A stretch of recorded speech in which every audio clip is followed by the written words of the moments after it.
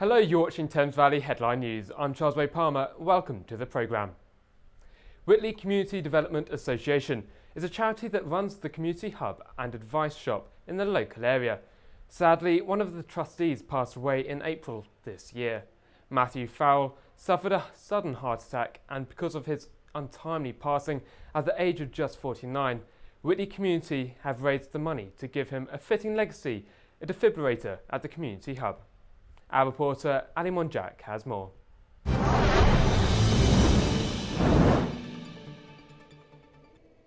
Hello, I'm Charles Wade Palmer and you're watching Oxfordshire News Now. Welcome to the programme.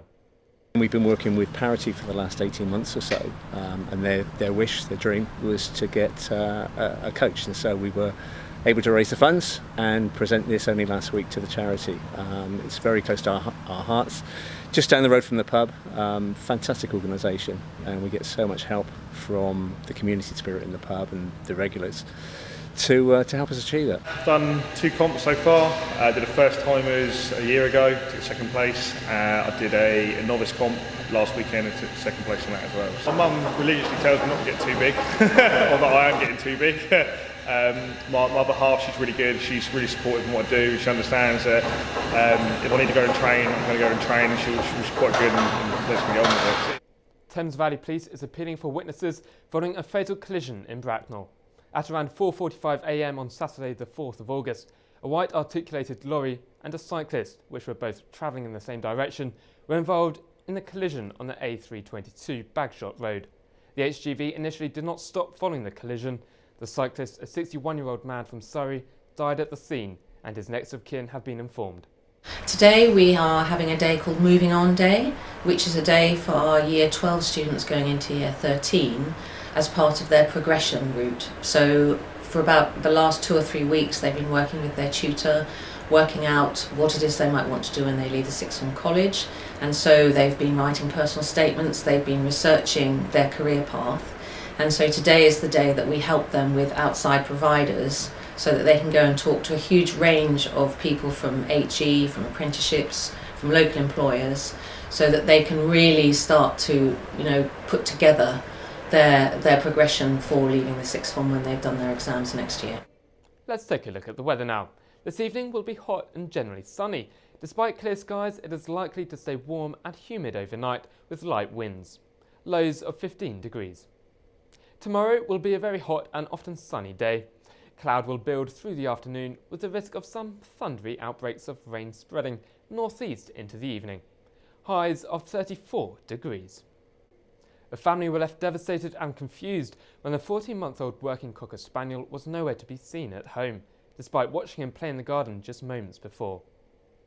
Just one day and a rallying social media campaign later, Pet Pooch Bingo was found, not roaming the neighbourhood, but all the way in Sevenoaks, Kent, leaving deliberate theft and subsequent abandonment the most likely explanation. It was a complete nightmare. So we were just indoors having tea and we just finished dinner. I went to another room and my husband shouted, "Have you got Bingo?" Normally he's at my feet, so you can normally tell where he is. I said, "No, haven't you got him?" So we sort of came out to have a look. Couldn't find him anywhere. Alarm bell started to ring straight away. And then we realised there was a small hole in the bottom of an old fence behind lots of plants that we hadn't noticed. So we thought, oh my goodness, he's escaped. So we go running out the front, shouting him, can't see him anywhere. Call some friends, go out looking in the woods because we're right near Hollybank Woods here. So we thought he must have just gone for an explore because he's about 15 months old, so he's still growing and maturing.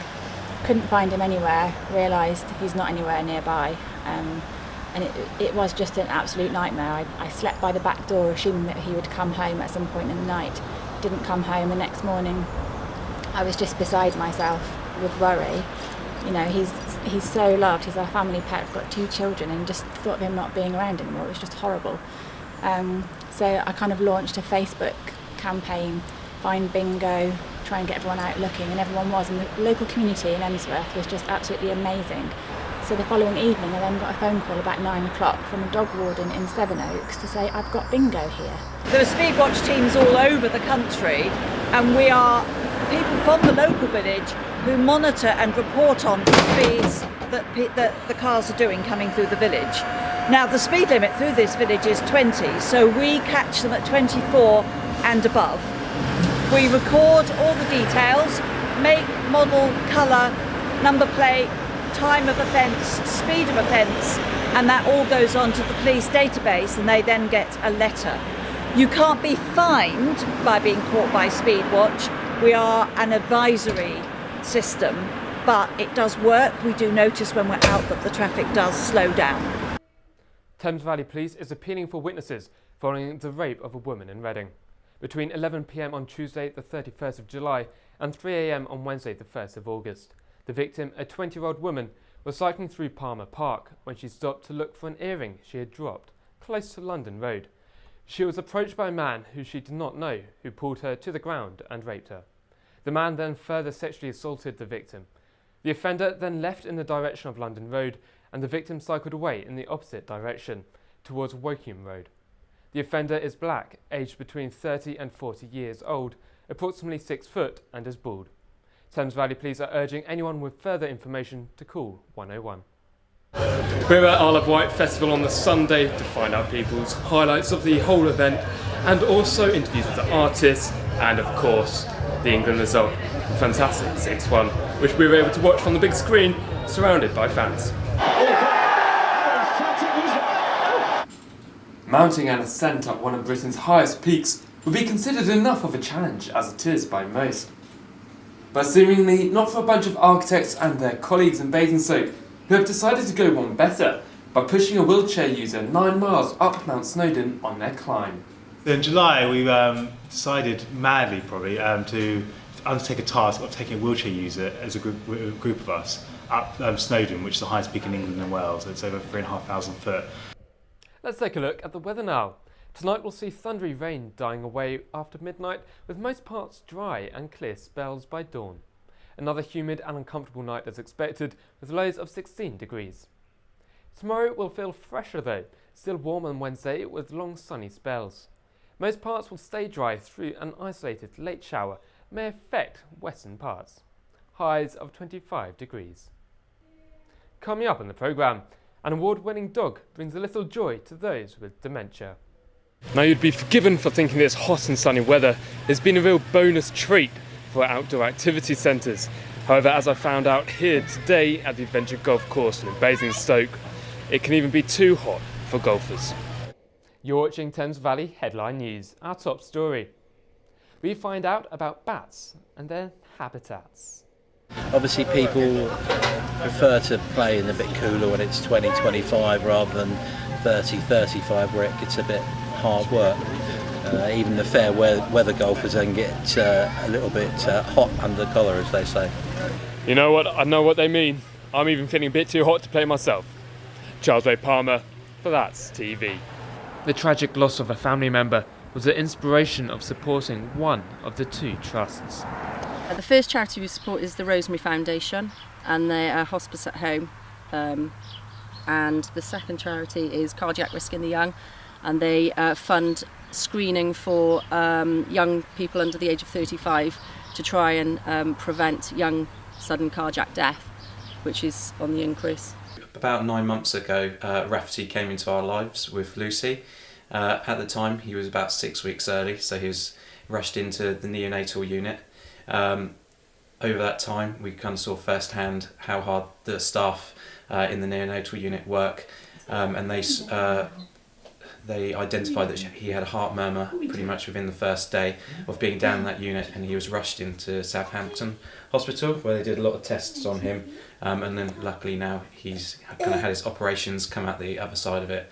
But we were all kind of, as a family, really touched with how well the neonatal unit pulled together for us. We wanted to try and give something back to them.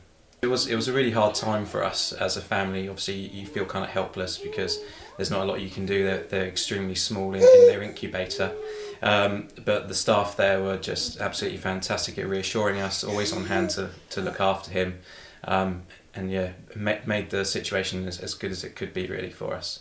Back in February, we visited Bike Start, a community social initiative where all profits help out the Source Young People's charity, based in Aldershot. I caught up with the man behind the project to see how they've been getting on since. How's the feedback been from the charity? Well, they seem to be happy. And of course, they're happy if the cash is coming in and they're doing good works. Because I think £20 pays for one counselling session. So, if we make sort of, 400 quid, that's 20 counselling sessions. It's just immense in terms of what help we can give. Well, thank you for watching, but I'm afraid that's all we have time for. Don't forget, if you missed something or you just want to watch something again, you can find us online and on YouTube. But for me and everyone on the news team, bye-bye.